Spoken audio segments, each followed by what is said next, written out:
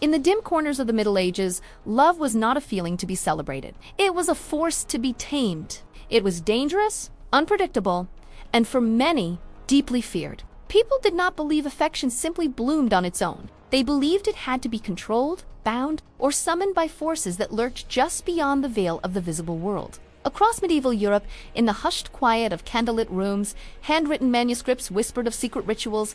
These were not taught in churches, not spoken of in public squares, but passed quietly from woman to woman like a forbidden inheritance. These texts, these grimoires, didn't call it love magic. They used a much more potent word, binding. At the very heart of these beliefs lay a powerful and subversive idea that women carried a hidden force within them, something ancient, something that echoed the goddesses long erased by new religions. This force was believed to be strongest in moments of profound intimacy, raw emotion, and ritual purity. It was a power that tied them to the very fabric of fate and desire. Medieval folklore claimed that objects intimately connected to the body could carry a person's intention, their will, their essence. A lock of hair, a drop of blood, even the warmth of a hand could transfer desire, loyalty, or devotion to another person. But of all the conduits, one was considered the most perfect vessel for this hidden art: food. Ancient grimoires written in coded language to avoid the wrath of the church describe symbolic acts performed in the most private of spaces. Kitchens before the sun rose, chambers lit by a single flickering candle. Here, ingredients were chosen not for their taste, but for their deeper meaning. Meat represented strength, and fish, with its silent, watchful nature, symbolized unwavering devotion. A heart, whether from a bird or a beast, stood for an eternal, unbreakable attachment.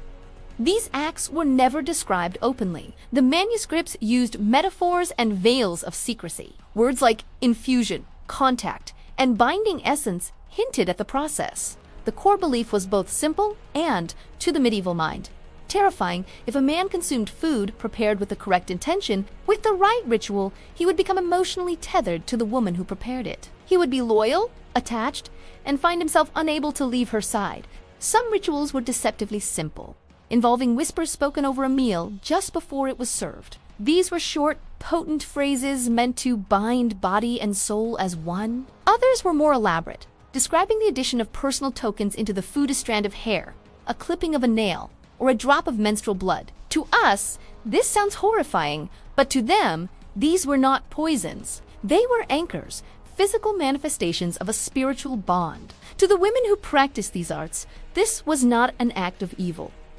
It was an act of survival. In a world where women held little to no legal power, where marriage was a transaction for survival and abandonment meant utter ruin, this secret knowledge was their only leverage. It was a desperate grasp for control in a world that offered them none. Of course, the church authorities condemned these practices with fire and fury. They called them sinful, diabolical, and a perversion of God's will. Inquisitors hunted for witches, and the fear of female power was stoked in sermons from every pulpit. But they could never fully stamp it out, because belief, born from desperation, was always stronger than fear, and perhaps the most unsettling truth of all. These rituals were not rare, exotic practices of a few. They were common enough to be documented in legal texts, common enough to be warned against in clerical manuals, and common enough to genuinely terrify the men who held power. To the medieval world, women were a paradox. They were seen as both holy vessels for new life and dangerous conduits for supernatural forces, capable of nurturing a family, but also of bending a man's will to their own. Today, we read these stories with a sense of distance, a shudder of disbelief. We see them as mere superstition, relics of a dark and unenlightened time. But these whispered incantations and hidden rituals remind us of something deeper, something timeless about the human condition. They show us that when love is treated as a matter of survival, when power is systematically denied, and when science has not yet illuminated the world, belief itself becomes a weapon. Magic rushes in to fill the void where control has been lost. It becomes the last resort for the powerless, a testament to the enduring and sometimes terrifying resilience of the human spirit.